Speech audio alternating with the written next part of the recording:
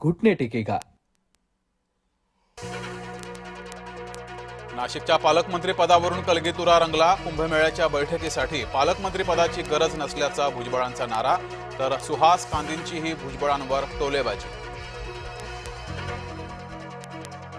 बी सुदर्शन रेड्डींचा उपराष्ट्रपती पदासाठी इंडिया आघाडीकडून उमेदवारी अर्ज दाखल।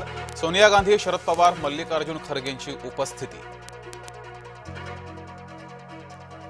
मुख्यमंत्री फडणवीसांचा शरद पवार आणि उद्धव ठाकरेंना फोन। सीपी राधाकृष्णन यांना पाठिंबा देण्यासाठी फोन।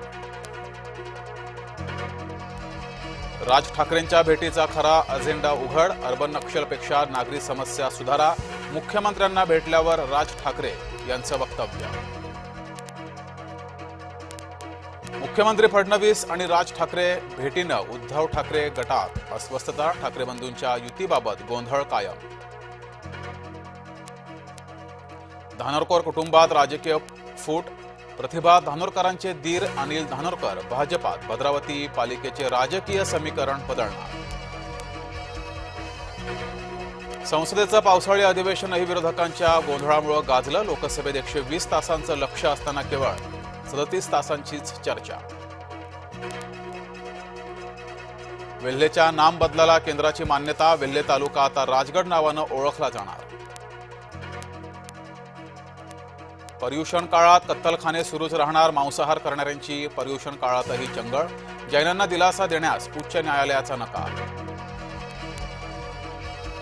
मुजोर भोंदूबाबा हबीबुल्ला अटकेत। नग्नपूजेचा व्हिडिओ दाखवत महिलेवर अत्याचार। कबूतर हत्ती हे विषय नागरी समस्यांपेक्षा मोठे झालेत। नागरी समस्या सुधारण्याचा प्रस्ताव मुख्यमंत्र्यांना दिला। राज ठाकरेंकडून विकासाची आणखी एक ब्लूप्रिंट। ठाकरे ब्रँड कोमात। स्वदेशी देवाभाऊ जोमात। सेनाभवन परिसरात भाजपाची बॅनरबाजी। शेतकरी कर्जमाफी आणि आरक्षणाच्या मुद्द्यावर संभाजी ब्रिगेडचं लक्षवेधी आंदोलन। नांदेड जिल्हाधिकारी कार्यालयासमोर थाळीनाद करत वेधलं लक्ष। जय महाराष्ट्राच्या बातमीचा इम्पॅक्ट। बुलढाण्यातील 11,000 झाडांची कत्तल प्रकरण। विनापरवानगी झाडे कापणाऱ्यांवर कायदेशीर कारवाई होणार। कुत्र्यांच्या त्रासासाठी अधिकाऱ्यांवर कारवाई का करू नये? मुंबई उच्च न्यायालयाच्या नागपूर खंडपीठाचा सवाल। राज्यात 20,12,000 हेक्टर क्षेत्रावरील पिकांचं नुकसान। कृषी विभागाकडून प्राथमिक अंदाज जाहीर। नाशिकमध्ये पाऊस थांबला, मात्र गावात पाणी भरलेलंच। गंगापूर धरणातून विसर्ग वाढल्यानं जागोजागी पाणी तुंबलं।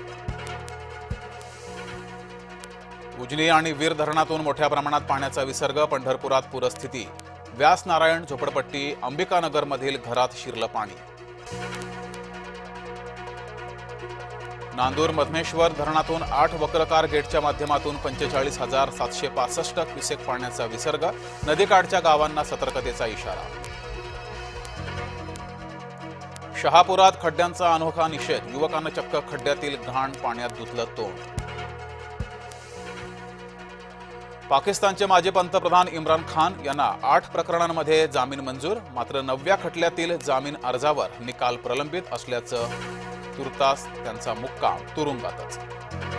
जीएसटीच्या 5% आणि 18% स्लॅबला मंत्रिगटाची मान्यता। आता 4 ऐवजी फक्त 2 स्लॅब असतील। दैनंदिन वापराच्या वस्तू स्वस्त होण्याची शक्यता। आगामी आशिया कपमध्ये भारत पाकिस्तान विरुद्ध खेळणार। बहुराष्ट्रीय स्पर्धांमध्ये खेळण्यावर बंदी नाही। द्विपक्षीय मालिकांवर मात्र बहिष्कार जारीच।